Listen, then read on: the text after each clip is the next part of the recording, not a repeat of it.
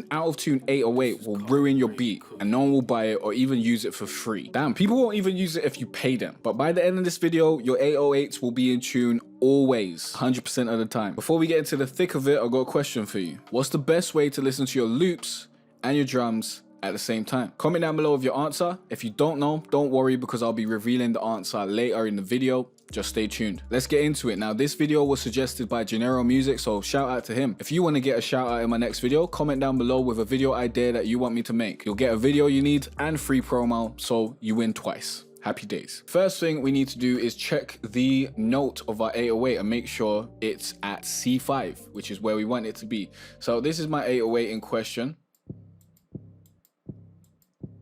Let's quickly detect the pitch of this. In order to do this, we can go into Edison. So we can open this in audio editor. I believe this will just open Edison for us. And then go to regions and then go to detect pitch regions. And here it says we're in B to C2, but really this is in C, okay? Look, all of it is in C. It starts a little bit B, but then the rest of it's in C, so it's pretty much in C, okay? If it said G and it wasn't immediately next to C like this B over here, then you'd have trouble. Then there'd be some work that you need to do. You need to pitch it up a few semitones and whatnot to make sure that it got to C. But because we see this C, this big fat C right here, we know this is at C, which is where it needs to be. I did say C5 before, that was incorrect. C, just needs to be C. It might be C2, it might be C3. This is a bass note, so it's not gonna be C5, but yeah.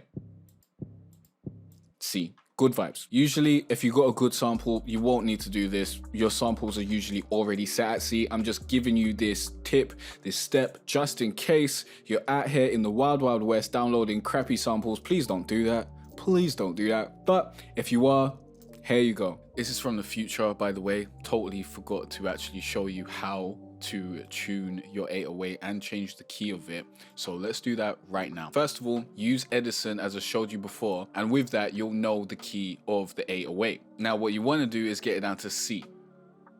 So let's say the note of your 808 is G. In order to get this down to C, you need to come down 1, 2, 3, 4, 5, 6, 7 semitones. So in order to get down 7 semitones from G, you'd need to come down 700 cents. Each 100 cent counts as 1 semitone. So that's how it's done. Very, very straightforward, very, very easy. All you need to do is use the keyboard to see how many semitones you need to go down, and then use this pitch knob to go down in 100 cents. You can also go up in pitch as well. You don't just need to go down. If you're not getting it, go watch my video on how to transpose your beats. That walks you through very in-depthly how to transpose your beats, which is this process that we're doing, transposition, changing the pitch of stuff, and that will give you all the information you need. So go and check that out ASAP. If you needed to do this, don't download samples from that place ever again. Understand that, because you're getting crap stuff over there and it's just making everything along for you. Okay, now let's get into the real stuff. Now this is basic music theory. Now don't run away. Yeah, come back, get over here. I know I said music theory, but it's not that scary. I also said it's basic, and I'm not lying. The easiest way to make your 808s in tune with the loop that you're using, with the song that you're using, with your beats, all the stuff, is to follow the chord progression of the loop. I have a loop over here. Oh, here's a loop that I created earlier. And what we'll do is we can see that this is in G minor and the loop goes from 1 to 4. Those are our chords, 1, 4, 1, 4, okay? So let's listen back to it real quick.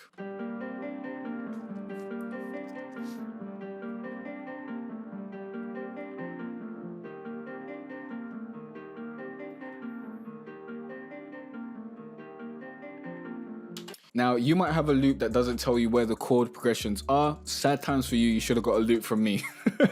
But you know, I label my loops with the chords so that it's easy to get your bass notes and all that sort of stuff linked up. But if that's not the case and you've got a loop from elsewhere, then as long as you know the basic key of that loop, then you'll have a good starting point and you'll be able to move forward like that. For example, this is in G minor. I did just do a video on the ultimate guide to loops that shows you how to find out the key of your loops and all that sort of stuff. So go and watch that. I'm not going to show you that in this video because that's not what this video is about. But if we go into our 808, first of all, we know it's in G minor, so let's go to view, let's go to scale highlighting, and we'll go to G minor. Then we'll start with our 808 in G. And let's put our pattern in it. Let's also stop our FL slicer playing back because that's going to be confusing. And here we go. Jesus Christ, I forgot about that. There we go.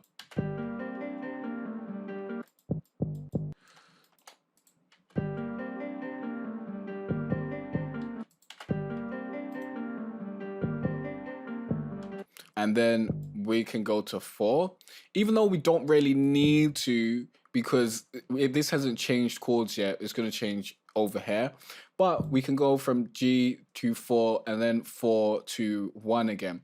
And in order to find this, G is the 1, it's the root note of the chord. Generally, that's where your 808 is going to start. That's where a chord progression usually starts. Sometimes it doesn't, but usually it will start on the 1. In order to find the 4, we'll go 1, 2, 3, 4. That's just counting the notes in the scale, which are highlighted by the scale highlighting that we've already done. Okay, let me actually get rid of this from this pattern. We'll paste it over here so that's not confusing you in the background. C is the 4. We'll bring this down because we don't want to be hitting on C6. And then we will just create a very simple pattern like so, and then maybe go back there. And then we can copy, or let's actually bring this to the G and then bring that down like so, and bring another hit there. And then we can bring that G back over here, okay? And then bring this down to the C. Very, very simple stuff. Let's listen back.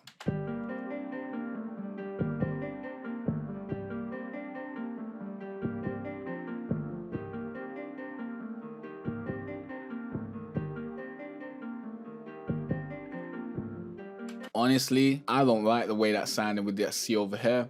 So let's just keep it with a G. Let's keep it G. Keep it with a G. And then keep it C over here. And this will work because it hits the same root note of the chord. There should be no problems at all.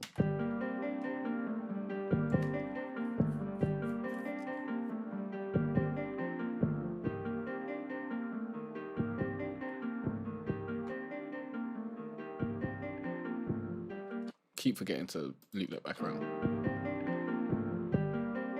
Perfect. Very, very easy, very, very straightforward. As I said, if you don't know the chords, then what you're going to have to do is I would start with a root note and then you just want to play around. You need to kind of find it by ear. So for example, if we had it over here, that actually doesn't sound too bad, to be fair.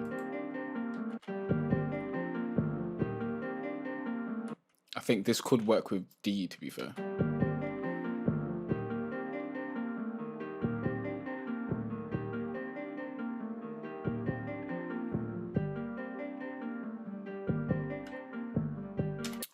You could use D as well. Basically, you just want to move it around and find what sounds good within the right scale. So as long as you know the scale, it's not going to be that hard because you only got 8 notes to choose from. 7 notes actually, because the 8th note is the same as the 1st note. So you got 7 notes to choose from in that scale. Just try those 7 combinations. Eventually you're going to find it. Now your loop should at least be labeled by key. If it's not, stop downloading loops from these trash producers. I don't know who you're downloading loops from that aren't labeled by key, but stop it. It's not worth it. But quickly, what would you need to do if you find a fire loop and it's got no labels of the keys? I'm going to get to that, but first, if you want to learn how to create your own trap beats from scratch using my easy 9-step formula, click the link down below, go to jcarterray.com/free trap course. This course is going to walk you through the steps from creating a melody all the way up to mastering your beat, and it's free, so there's nothing to lose. Sign up as soon as possible before it stops being free anymore and this course goes away forever. As I said, link down below, go and check that out. You lose nothing, all you get is wins. All you do is win, win, win, no matter what. So the question was, what do you do if you find a fire loop and it's got no labeling? Now, there are 2 methods you could do with this. I would use auto key because I've got that from auto tune. If you've got auto tune, use auto key. It's going to be very easy. Just put it on one of your mixer channels, play the loop through it, and it will detect what the key is. If you don't have that, then go to Google, go to tuneback.com/analyzer, and then you will be able to, let's actually start this again because I just did this in my last video. You'll be able to drag and drop your loop in here. So let's get this loop, green cheese, G minor, drag it in there, and it will tell you the key, the alternate key, and the BPM. Okay, you may have an issue where it's telling you it's a major and you know it's a minor, or it's telling you that it's a minor and you know it's a major. I teach you how to solve that issue in the video, the ultimate guide to loops and all that sort of stuff. Just so you know, use the circle of fifths. That should help you out. Yeah, I'm not going to go super deep into that because I already covered that in that video. Now remember, the smart answer is if you find a loop that doesn't have labeling on it, stop using that loop. You don't want to do business with people who aren't going to label their loops. That's bad business. But this ain't a business video, and you know, if you want to do stupid stuff, you're going to do stupid stuff, so I might as well give you the information you need to make it as best as possible for you. So that's why I taught you how to do that. But don't take this as a justification for using loops that don't have labeling on it. It's not good vibes. Third step is if you want to be a unique snowflower and you don't want to follow the chord progression, you can simply move your bass notes to other notes in the scale. I already showed you how to make sure that you're in the scale. Just move your bass notes elsewhere and see what sounds good. Play it by ear. If it doesn't sound good, choose another note. If it sounds good, use that note. Keep it moving, okay? That's super easy, super straightforward. And that's it, pretty straightforward. But let me quickly answer the question that I asked you earlier, and that is, what's the best way to listen to your drums and loops at the same time? Because I see people commenting in my videos and they don't know how to do this. I thought this was common knowledge, yeah? But I get it. Sometimes you just don't know. If you've just been working in a pattern and that's all you know, you've been making melodies in there and whatnot, and now you're using loops, and you're like, how do I hear my drums and my loops at the same time? Pretty simple. All you need to do is drag your pattern with the drums into the playlist, like I did over here, and then have your loop in the playlist.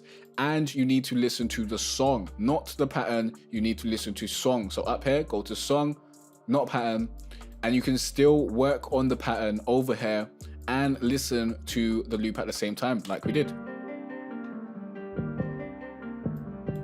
Like so. Now let's quickly recap the steps. First step is check the note of your 808 using the detect pitch in Edison. Usually your note is going to be set at C. Usually you won't have to do this. If you do have to do this, remember, stop using that producer, stop downloading samples from that place. Second step, the easiest way to add 808s to your loop is to follow the root note of the chord progression. If you're downloading one of my loops, it will have the chord progression there and it'll be pretty easy to find the root note. If not, shame on you, you should have downloaded my loops.